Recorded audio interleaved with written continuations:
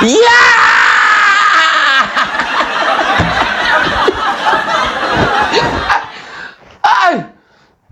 Belum sepenuhnya, 80% lah. Oke. Hari ini, pagi ini, jam 9.55 waktu Indonesia bagian Barat, Hasto datang memenuhi panggilan KPK di Gedung Merah Putih, Kuningan, Jakarta. Ya. Ini setelah kemarin Pak Mangkir, kemudian yang berikutnya KPK-nya yang lagi sibuk. Nah, ini yang ketiga kali datang. Ya, mudah-mudahan tidak lagi nanti alasan kedinginan. Alamak. Cek 1 2. Aduh, jangan sampai pita suaranya kendor nih. Iya, buat ngasih informasi teman-teman nih. Nanti kalau enggak kan ya framing-framingnya lebih dominan, kemudian tidak ada penjelasan kan, jadi lama-lama masyarakat tersesat juga nanti oleh framingnya Hasto. Luar biasa, Hasto jago framing. Coba kita dengarkan ya, check it out. Baik, terima kasih rekan-rekan pers. Jadi sebagaimana yang saya sampaikan hari Kamis yang lalu, bahwa hari ini saya datang memenuhi panggilan dari Komisi Pemberantasan Korupsi untuk memberikan keterangan yang sebenar-benarnya. Wait. Ini penting nih, Hasto. Kalau kita nggak kata per kata kita perjelas, ya seolah-olah itu wow gitu. Seolah-olah itu apa yang diomongkan Hasto itu, wah ini orang luar biasa, wah hebat. Ya, orang bener, orang bersih, orang suci, orang clean, orang smart, orang pintar, orang taat hukum. Udahlah orang paling top aja. Kalau enggak satu persatu kita clearance dulu.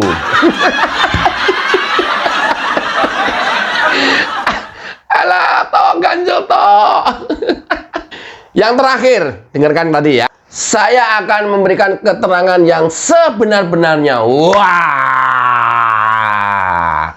Ini kan seolah-olah bangunan yang Hasto itu orang yang luar biasa. Padahal yang kita kemarin lihat waktu diperiksa Harun Masiku, masalah Harun Masiku, ya, mengaburkan substansi, yang kedinginan lah, yang melaporkan ke Dewas lah, yang melaporkan ke Polda lah, yang melakukan ke Komnas lah. Apa? Sebenarnya apa? Sebenarnya apa? Alamak, sosormu itu loh. Kayak sosor bebek. Sosormu itu loh. Ya, Hasto datang ke KPK memenuhi panggilan sebagai saksi kasus korupsi DJK. DJK itu adalah Direktorat Jenderal Perkeretaapian di bawah Kementerian Perhubungan. Ya, sekali lagi, bukan sebagai saksi kasus Harun Masiku. Harun Masiku nanti dah. Menkumhamnya kan udah ganti nih. Ya, kita nanti supaya lebih cepat lagi bisa buka data imigrasi kan lebih cepat lagi nih ya KPK ya. Ya kan, bener kan? Bisa buka data imigrasi kan nanti sekarang. Setelah ganti Pak Yasona ya. Iya, Bang Agri. Kok Abang Agri tahu? Iya tahu lah.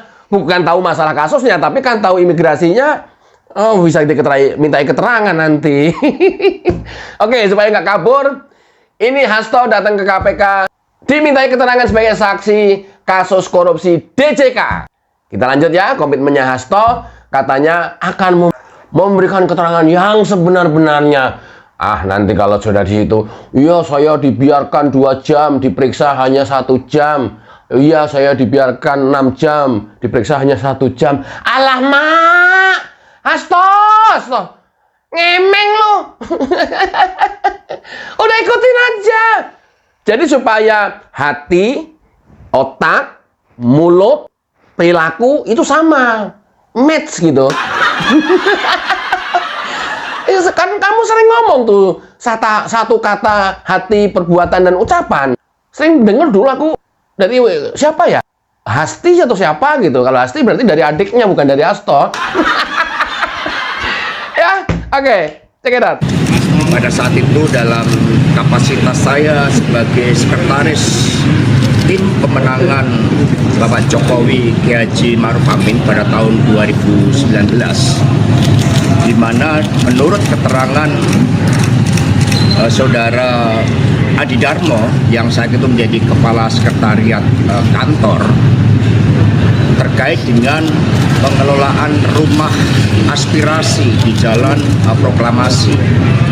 Saat itu berdasarkan kebijakan dari ketua tim pemenangan Bapak Erick Thohir dikatakan bahwa ada pihak-pihak sesama jajaran menteri yang kemudian bergotong royong, dan kemudian bertemulah Pak Adi Darmo ini dengan Bapak Budi Karya Sumadi. Nah, setelah pertemuan itu ada penugasan terhadap Bapak Harno yang saat itu menjadi kepala biro. Lalu Saudara Adi Darmo mengirimkan handphone saya kepada Bapak Harno.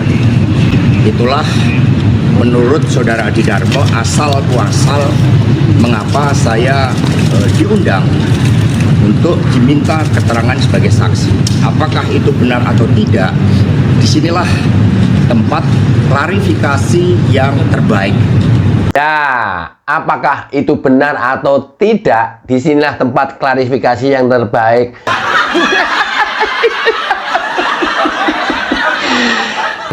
Itu framing-framing kamu.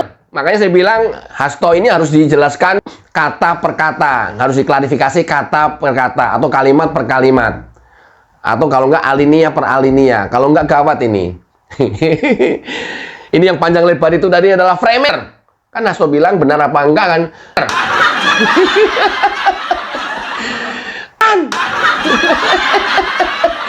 Ini kan selalu mengaburkan kasus, ya menarik ke sana kemari. Ya itu triknya sih, memang ya nggak apa-apa, sah-sah saja. Tapi akhirnya kan nggak sesuai dengan omongan hati, ucapan, dan otaknya yang tadi dia bilang akan memberikan keterangan sebenar-benarnya. Mana? Menurut keterangan KPK, Tesa, bulan Juli lalu, bahwa Hasto dipanggil KPK kapasitasnya sebagai saksi dan dimintain keterangan kasus DJKA, posisinya waktu itu sebagai konsultan. Konsultan proyek DJKA. Masyarakat mau dibelok-belokin, mau dibohong-bohongin. Ya mana yang benar, ya benar sih kata Hasto. Kita tunggu aja nanti hasil pemeriksaan.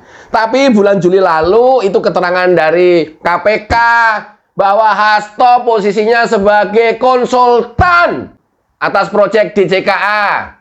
Kasusnya adalah perawatan dan pembangunan jalur kereta api di beberapa wilayah, banyak banget nih. Dalam kasus ini sebelumnya KPK sudah menetapkan 14 tersangka. Mau menjadi 15? Janganlah ya, kasihan lah ya.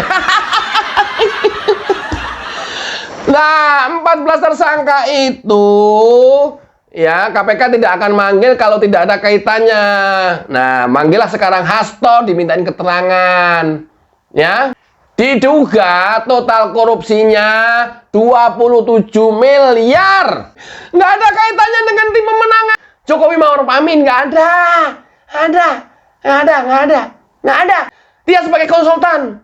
Jangan mau digiring opininya ke sana deh, belok-belokin, jangan mau. Tapi diain aja. Pura-pura kita manggul-manggul gitu. Oh, bagus ya. Oh, keren banget ini. Waduh, berarti nanti Jokowi kesangkut dong. Keren juga nih Hasto nih. Mau nyangkut-nyangkut Jokowi sama Ma'ruf Amin. Ya udah nanti Jokowi sama Ma'ruf Amin ikutan juga nanti.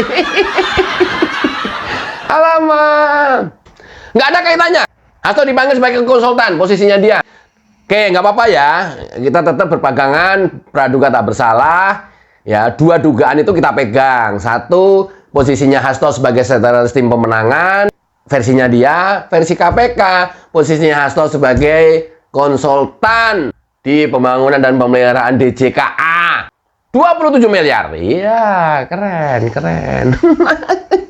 Ada yang asetnya udah disita, ada yang deposito di sejumlah bank, semuanya sudah diblokir, udah disita.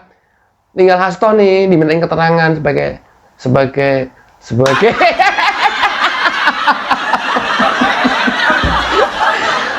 mudah-mudahan tadi dimulai masuk gedung KPK jam 10 lah ya. 10, 11, 12 istirahat, terus 1, 2, 3, 4. Ya 6 jam lah. 4 bisa 4, 5, 6. Kalau sampai jam 6 malam berarti 8 jam. Mudah-mudahan sih, atau kalau kurang ya jam 7, jam 8 sampai jam 9 malam berarti itu 10 jam. Ya nanti begitu keluar udah ganti seragam.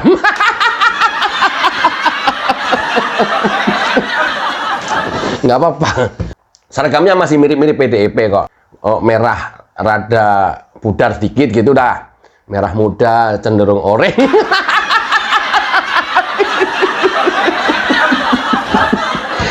Tapi masih warna-warna ya PDIP lah. Aku kadang-kadang dulu pengen mengkaji ya, kenapa KPK menetapkan baju orange untuk para tersangka koruptor gitu ya. Kok mengarahnya ke warna merah, kenapa ini ya? Enggak, pengen mengulik aja. Oke ya, udah jelas ya. Bukan masalah posisinya Hasto sebagai sekretaris di tim pemenangan Jokowi Maruf Amin. Bukan, sebagai konsultan. Coba kita lanjut. Ngomong apa lagi nih Hasto nih? Karena sikap kami ada dua hal. Yang pertama, berpedoman pada konstitusi kita. Undang-Undang Dasar 45 pasal 28D mengamanatkan setiap orang berhak atas pengakuan, jaminan, perlindungan, dan kepastian hukum yang adil serta perlakuan yang sama di hadapan hukum. Karena itulah dengan niat yang baik sebagai warga negara yang punya tanggung jawab terhadap hukum, saya datang dan sikap saya tidak akan setengah-setengah. Sikap saya untuk memberikan keterangan yang sebaik-baiknya. Tok, lambe mulut.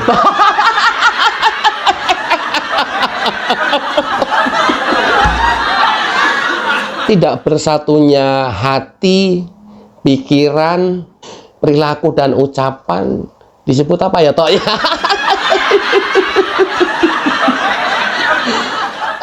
Al-munafikun. Cocor lu. Cocor. Lambemu lo, Tok. Alah ya Allah. Dasarnya lambe-lambe tipis. Satunya ini harus dipertanggungjawabkan sesuai koridor hukum dan asas-asas praduga. Aduh, lambemu lo, Tok. Ya enggak apa-apa, sah-sah saja. Kan orang memang harus membangun konstruksi opini supaya nanti sampai ke masyarakat ya nggak masuk lah berapa persennya gitu. Tapi sayang gitu di counter, oh ternyata itu yang benar. Berarti Hasto salah dong? Nggak salah, masih perlu juga ditunggu aja, nggak apa-apa. Tapi setidaknya ada pembanding gitu. Dah, ini juga kata KPK, bukan kata gue. Kita tunggu aja. Itu ini apa? Hasto ngomong apa ini? Nggak apa-apa, kita lanjut. Karena tanggal 16 Agustus yang lalu kebetulan saya diundang untuk menghadiri diskusi di Museum Multatuli. Multatuli itu artinya banyak yang sudah aku derita. Jadi Indonesia sekarang menderita karena hukum dijadikan alat kekuasaan. Wait. Ini juga harus diluruskan ini. Indonesia sekarang lagi menderita karena hukum dipakai alat kekuasaan. Kalau nggak salah, lu deh, Tok, sama Megawati. Bener nggak sih? Itu siapa itu? Namanya itu penyidik KPK itu. Sini kalau berani periksa saya, datang ke saya. Kalau nggak salah begitu ya, Tok ya? Tok, datang aja. Nanti kalau dipanggil sama kepolisian, nanti saya datangin itu Kapolri. Hehe. Siapa yang ngomong, Tok? Tok, itulah tidak satu kata perbuatan hati dan pikiran. Siapa yang ngomong itu, Tok? Kurang lagi ya, kalau kurang lagi. Yasona, kamu selama ini kerjanya apaan? Anak buah pakai target-target, kamu diem aja. Apa itu, Tok? Alat kekuasaan bukan? Atau campur tangan atau bukan? Ngomong itu yang sesuai fakta lah, Tok. Kalau kamu taat hukum sebagai panglima tertinggi, gampang, simple. Harun Masiku kamu bawa pulang, suruh pulang, selesai itu urusan. Masyarakat langsung naik itu kepercayaan ke PDIP. Sesimpel itu. Harun Masiku kamu bawa pulang. Kalau sebelum itu belum, nggak usahlah kamu ngomong hukum lah, panglima tertinggi lah, alat kekuasaan lah. Orang tahu, Tok. Orang juga langsung, alah, pret lu.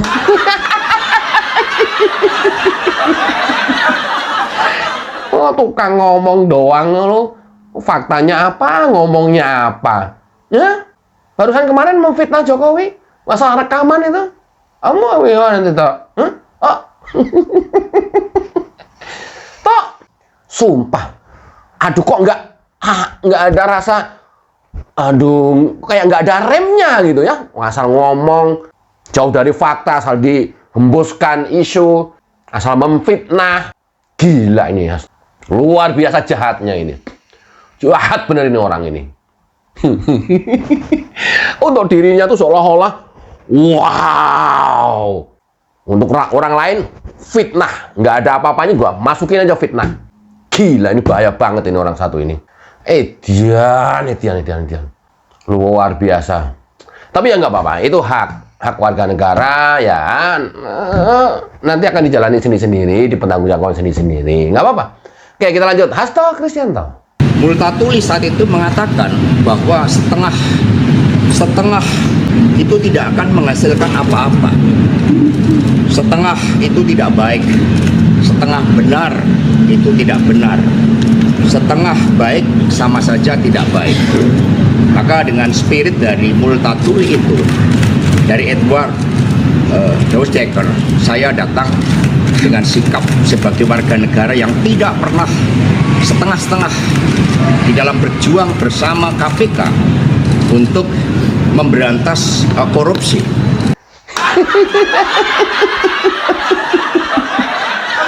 Oh, ternyata Hasto datang ke KPK karena Edward Doesdecker. Orang yang udah mati dibawa-bawa, orang Belanda. Dibawa-bawa Hasto ke KPK.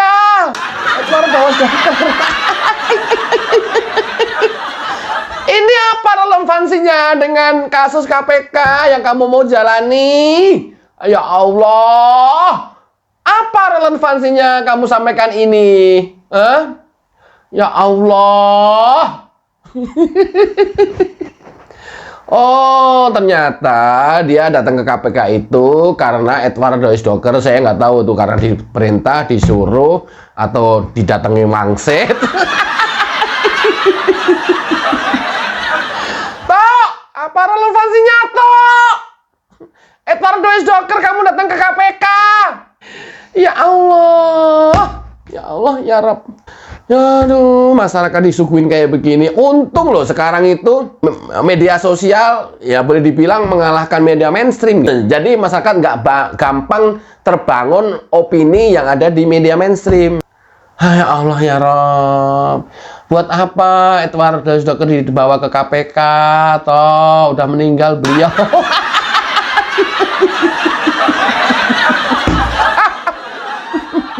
Ada nggak apa-apa. Nggak apa-apa. Nanti dia yang sudah jadi mayat dibawa-bawa sama Hasto. Coba nanti bawa siapa lagi nih Hasto nih? Gue takut ya yang sudah meninggal puluhan tahun, ratusan tahun dibawa-bawa lagi. Tapi nggak apa-apa. Kita simak aja. Karena kami memang dilatih oleh Ibu Mega untuk meneladani kehidupan para proklamator bangsa, Bung Karno, Bung Hatta, yang mereka pun demi kebenaran melawan hukum kolonial itu berani menanggung risiko apapun untuk menyuarakan kebenaran.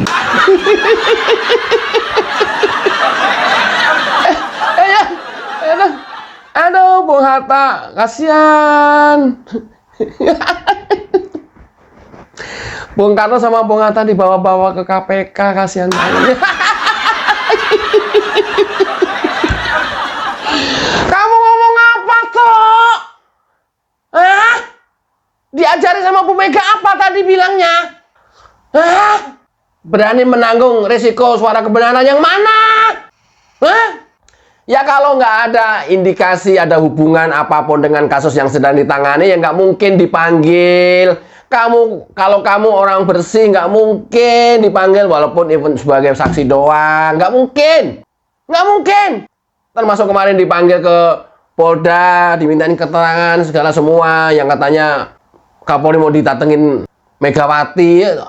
Taat hukum apanya? Taat hukum apanya? Taat hukum aja udah jalanin aja. Aduh, faktanya apa, ngomongnya apa? Bawa-bawa Bung Karno, Bung Hatta terus. Ya udah gini deh. Kalau kamu bolak-balik Bung Karno sama Bung Hatta berani melawan hukum kolonial, ya udah kamu sekarang hukum ini dihadepin deh.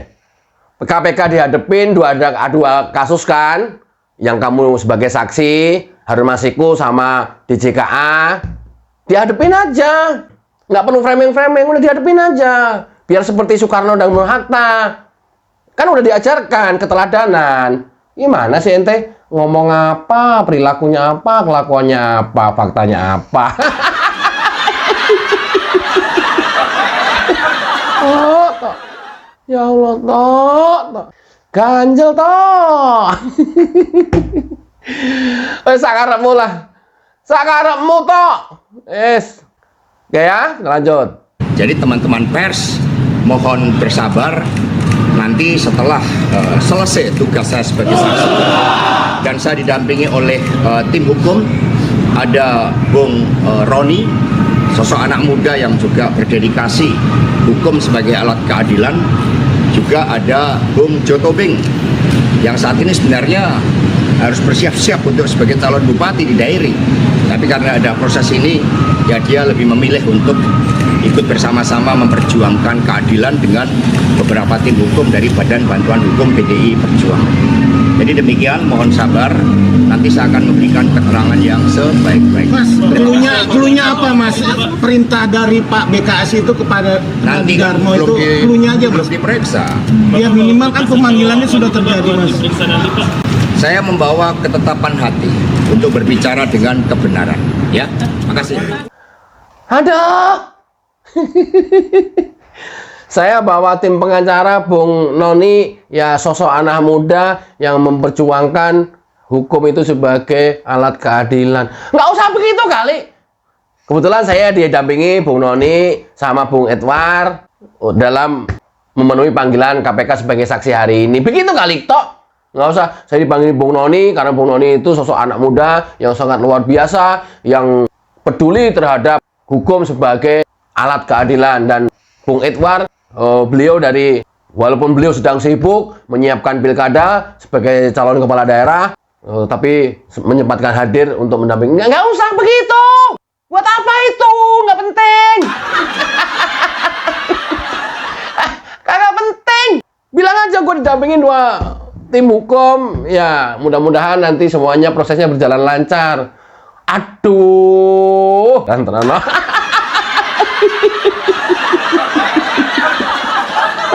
Ya Allah. Ketika mengakhiri konferensi persnya ditanya awak-awak media bahwa klunya apa, keterangan dari Budi Karya Sumadi, Menteri Perhubungan. Ya dia nggak bisa ngomong apa-apa lah. Di samping belum diperiksa juga keterangan yang tadi disampaikan bukan itu kok. Kayaknya nanti yang akan dibahas atau yang dimintain keterangan sebagai saksi oleh KPK, posisinya Hasto bukan sebagai sekretaris tim pemenangan, tapi sebagai konsultan. Ya tapi apapun itu kita tunggu saja ya. Ke depan tunggu ya teman-teman ya. Sejam, 2 jam, 3 jam, 10 jam lah harus. Kalau nunggu hasil pemeriksaan KPK harus bersabar. ini rada beda. Ya, jangan buru-buru.